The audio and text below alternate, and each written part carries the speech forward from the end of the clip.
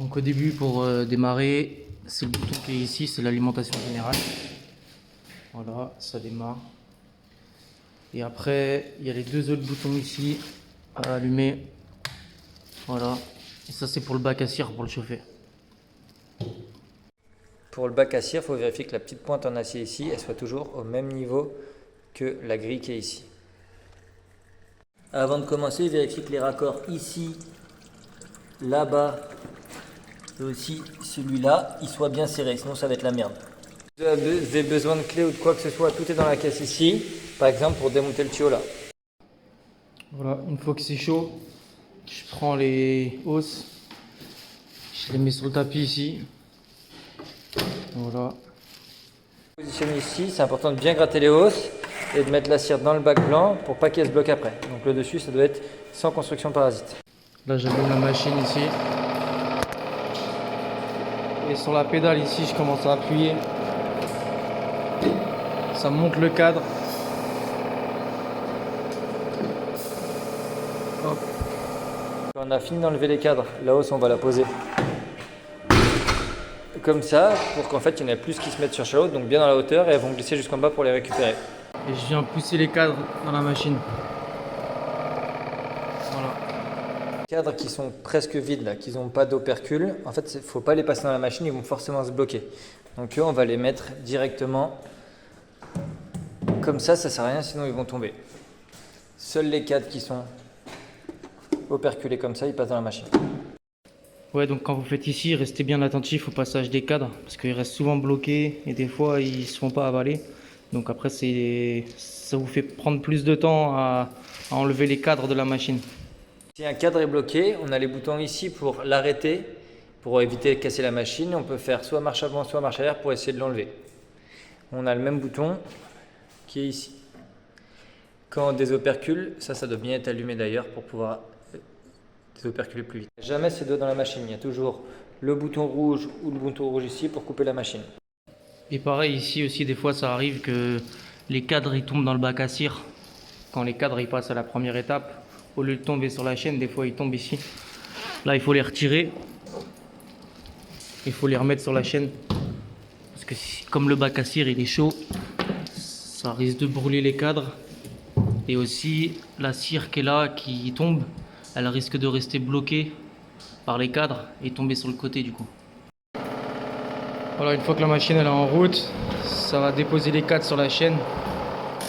Et le but c'est de remplir toute la chaîne de cadres et s'arrêter à ce niveau-là. Voilà, dès que ça dépasse ce niveau-là, il faut s'arrêter. Voilà, deuxième étape, une fois que vous avez rempli la chaîne, le but ça va être de le rentrer dans la turbine.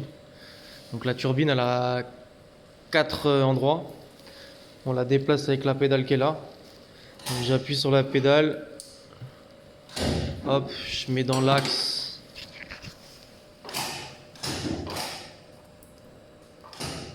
Hop, comme ça. Voilà, et après avec ça, je viens fermer. Hop, comme ça. Et ensuite, j'appuie sur ce bouton-là.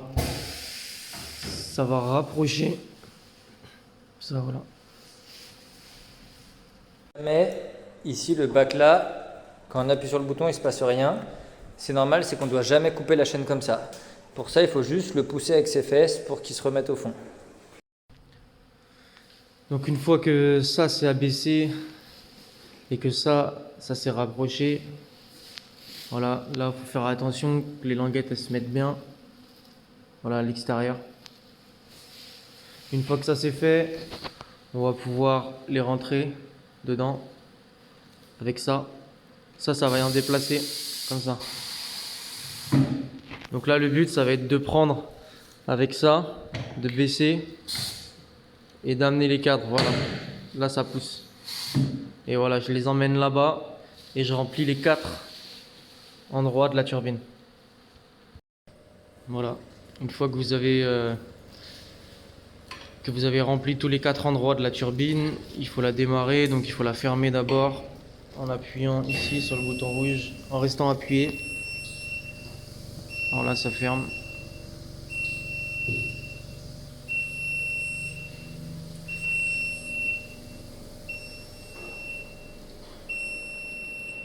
Voilà. Et ensuite, on la démarre avec ce bouton-là vert. Voilà. Là, ça démarre. Donc la machine, elle prend 10 minutes à tourner. Ça laisse le temps de ranger les cadres ici, dans les hausses ici. Voilà. Donc je recommence à remplir la chaîne et ainsi de suite. Si on a un bruit bizarre là-dedans, qu'on a les cadres qui tombent, on appuie directement sur le bouton rouge.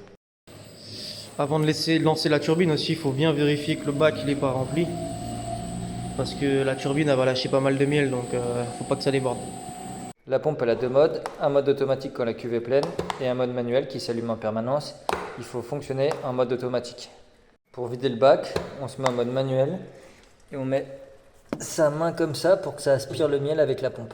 Quand on a fini la série d'extraction, on démonte ici, hop. On va mettre le tuyau dans un seau là. Voilà. Et on va aussi démonter celui-là, donc dans le sens inverse des aiguilles d'une montre. Hop là. Et par contre, lui, il faut vraiment pas le serrer après, parce que sinon, en fait, il est compliqué à défaire.